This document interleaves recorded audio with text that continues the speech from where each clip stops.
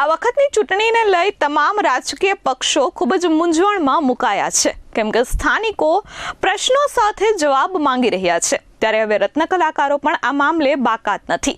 રત્ન કલાકારોએ વ્યવસાય વેરો જે પક્ષ નાબૂદ કરવાની ખાતરી આપે તેમને જ મત આપવાનો નિર્ણય કર્યો છે।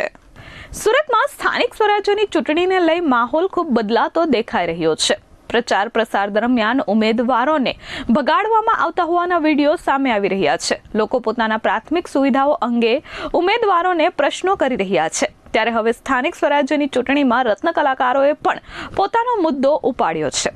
રત્ન કલાકારો દ્વારા સ્થાનિક સ્વરાજ્યની ચૂંટણી પહેલા માંગો મૂકવામાં આવી છે। રત્ન કલાકારો આ વખતે પરિવર્તનના મૂડમાં હોય તેવા દ્રશ્યો સામે આવ્યા છે। રત્ન કલાકાર સહાય યોજનામાં 26,000થી વધુ ના ફોર્મ ભરાયા હતા, પરંતુ સહાય મળવામાં ખૂબ જ તકલીફો વેઠવી પડી હતી। આ ઉપરાંત રત્ન કલાકારો પર વ્યવસાય વેરો નાબૂદ કરવાની માંગ કરવામાં આવી છે। રત્ન કલાકારો મજૂરની કેટેગરીમાં આવે છે, છતાં તેમની પાસેથી બિઝનેસ ટેક્સ વસૂલવામાં આવે છે।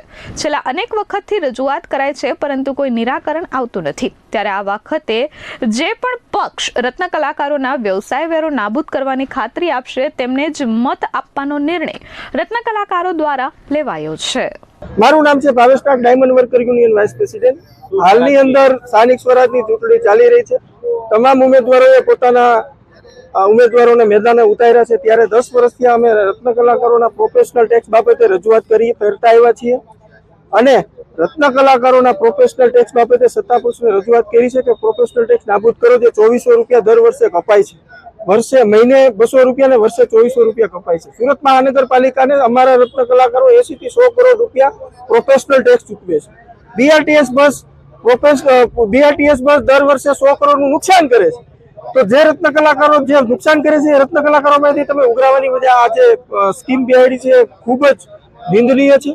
3 વર્ષ ત્યાં મંદી છે, 80 રત્ન કલાકારોએ આત્મહત્યા કરી છે, કોઈ પરિવારને આર્થિક સહાય મળી નથી। મંદી છે, સરકારે યોજના જાહેર કરી હતી, 50,000 ફોર્મ મંજૂર કર્યા, અમે સરકારનો આભાર માનીએ છીએ, સાથે 26,000 ફોર્મ રિજેક્ટ કર્યા છે, એ પરિવારનું શું?